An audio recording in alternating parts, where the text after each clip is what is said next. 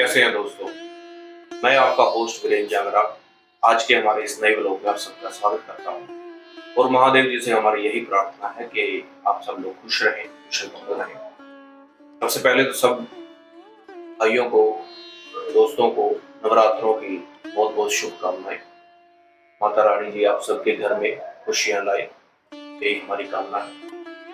जैसा कि पिछले अध्याय में हमने बताया था कि महादेव जी का दूसरा अवतार मतलब नंदीश्वर महाराज, किस प्रकार महादेव जी नंदी का रूप धारण करके इस संसार में आते हैं और बाद में नंदी जो है उन्हें अपने प्रेम से, अपनी तपस्या से महादेव जी को प्रसन्न करते हैं और खुद को उनकी सवारी के रूप में समर्पित कर देते हैं। और हमने ये भी बताया था कि किस प्रकार देवी पार्वती जी की कृपा से उन्हें ये वरदान मिलता है कि इस संसार में जो भी नंदी महाराज को पूजेगा मतलब वो साक्षात महादेव जी को पूजेगा या उनके मन की इच्छा जो है साक्षात महादेव जी के पास पहुंच जाएगी। आज का हमारे इस नए व्लॉग में हम शुरुआत करते हैं महादेव जी के तीसरे अवतार काल भैरव के बारे में।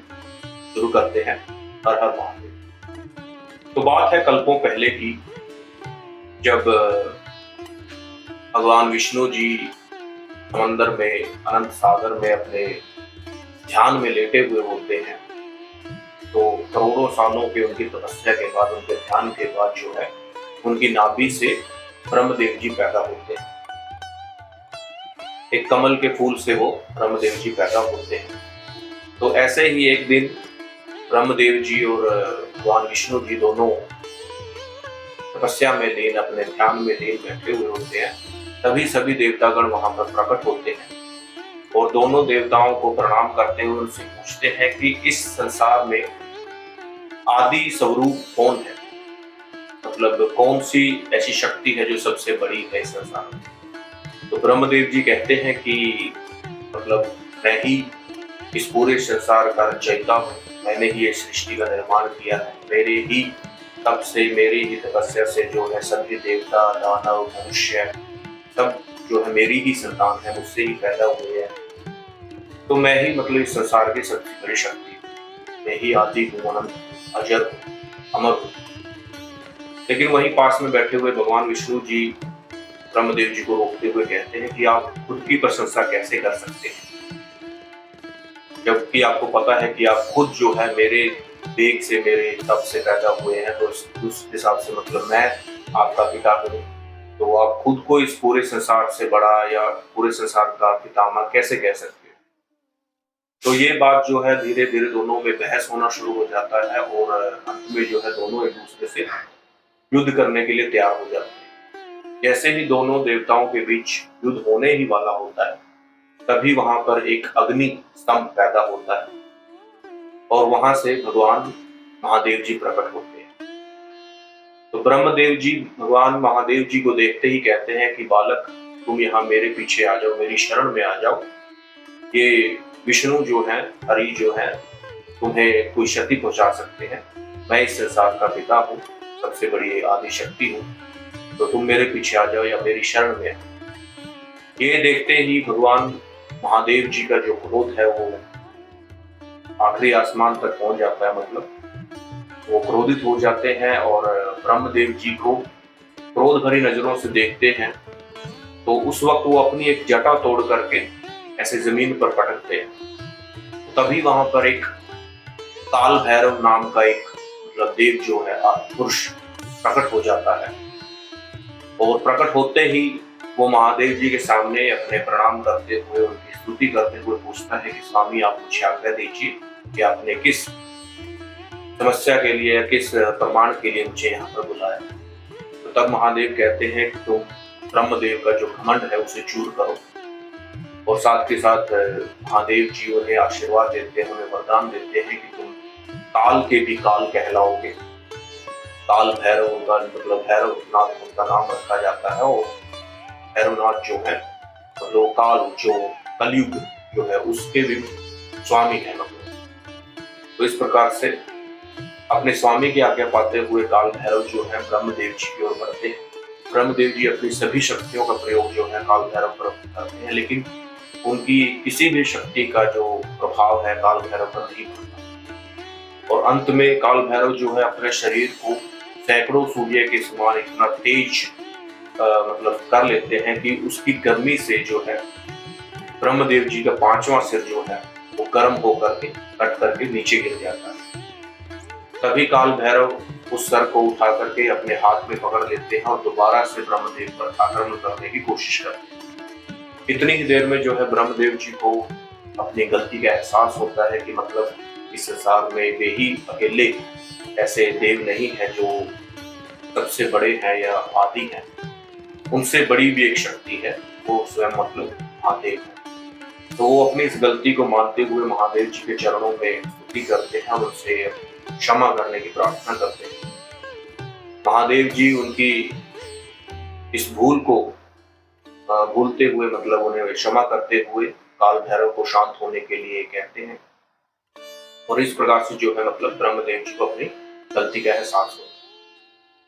लेकिन वहीं दूसरी तरफ काल भैरव जो ब्रह्मदेव जी का जो पांचवा सर था वो काल भैरव के हाथ से चिपक जाता है और काल भैरव जो है पूरे ब्रह्मांड में मतलब उस सर को अपने हाथ में पकड़ के संसार का भ्रमण करते हैं। अलग अलग धाम, अलग अलग पवित्र स्थानों पर वो अपना विजिट करते हैं, मतलब घूमते फिरते हैं, क्योंकि उन्हें जो है एक देव हत्या का पाप उनको लग जाता है। मतलब वो पूर्ण रूप से ब्रह्मदेव जी की हत्या नहीं करते, लेकिन उनके ऊपर आक्रमण करना भी एक तरीके का एक देव हत्या होने का पाप कहलाता है। तो वो सर को लेकर के पूरे संसार में भ्रमण कर रहे होते हैं, अलग अलग धाम में, अलग अलग स्थानों पर घूम रहे होते हैं अपने पाप का प्रायश्चित करने के लिए। एक दिन घूमते घूमते वो भगवान विष्णु जी के वैकुंठ में पहुंच जाते हैं। वहां पर भगवान विष्णु जी देवी लक्ष्मी के साथ बैठे हुए होते हैं। उन्हें आता देख करके वो दोनों मतलब भगवान विष्णु जी और माता लक्ष्मी जी खड़े हो जाते हैं और दोनों काल भैरव को प्रणाम करते हैं। भगवान विष्णु जी देवी लक्ष्मी को कहते हैं कि ये काल भैरव हैं, भगवान महादेव जी के एक अवतार हैं, जो कि इस संसार में मतलब काल के भी देव हैं, काल के भी स्वामी हैं। इनसे बड़ी कोई शक्ति नहीं है इस पूरे संसार में। तभी काल भैरव कहते हैं कि प्रभु, मुझसे एक पाप हुआ है और मैं पाप का प्रायश्चित करने के लिए घूम रहा हूँ पूरे संसार के पवित्र स्थानों पर और मैं एक साधु की जिंदगी मतलब बिता रहा हूँ। कृपया आप मुझे कुछ ना कुछ मेरे जो एक पार्टी मतलब जो दान देने के लिए एक साधु रखते हैं अपने पास, उसके अंदर कुछ डाल दीजिए, कोई दक्षिणा, कोई दान डाल दीजिए ताकि मैं खा सकूं कोई अन्न या कुछ भी। तभी भगवान विष्णु जी कहते हैं कि आप तो इस पूरे संसार के काल हैं, स्वामी हैं, आपसे बड़ा तो कुछ नहीं है, लेकिन फिर भी आप जो है दर दर भिक्षा मांगते फिर रहे हैं, आपको ये सौभाग्य देते। तभी काल भैरव देव जी कहते हैं कि प्रभु, किसी न किसी कारणवश जो है मुझे देव हत्या का पाप का प्रायश्चित करना है और इसी प्रायश्चित के लिए मैं जो है सभी पवित्र स्थानों की स्तुति करता हूँ और जगह जगह पर घूम रहा हूँ। तो तभी देवी लक्ष्मी जो है, जो कि मतलब धन की देवी और सब सक्षम चीजों का देवी मानी जाती है, तो वो अपनी एक शक्ति का रूप जो है उनके भिक्षा के रूप में काल भैरव को दे देती। उस भिक्षा को प्राप्त करके काल भैरव जो है वहां से चले जाते हैं और अंत में जो है वो काशी नगरी में पहुंचते हैं। काशी नगरी में पहुंचते ही उनके हाथ से जो है ब्रह्मदेव जी का कटा हुआ सर जो है गिर जाता है और उन्हें उनके उस पाप से मुक्ति मिल जाती है। तभी सभी देवतागण वहां पर प्रकट होते हैं और सभी देव उन्हें तरह तरह के वरदान देते हैं और साक्षात महादेव भी उन्हें वरदान देते हैं कि तुम जो है आज से काशी नगरी के स्वामी कहलाओगे। काशी नगरी में तुमको पूजा जाएगा, काल भैरव या भैरवनाथ के रूप में तुम्हें जाना जाएगा और आने वाले युगों में युगों युगों तक जो है तुम यहाँ के स्वामी बनकर के रहो। तो इसलिए कहा जाता है कि मतलब हरिद्वार या काशी नगरी जो है हमारी सबसे पवित्र नगरी मानी जाती है। और काशी नगरी में अगर आप जाकर के वहां पर अपने बड़े पुराने बुजुर्गों का अगर पिंडदान करते हो या कोई भी ऐसी विधि आप वहां पर करते हैं या पूजा पाठ करवाते हैं, तो कहते हैं कि मतलब उनके भी पाप जो है वहां पर मुक्त हो जाते हैं।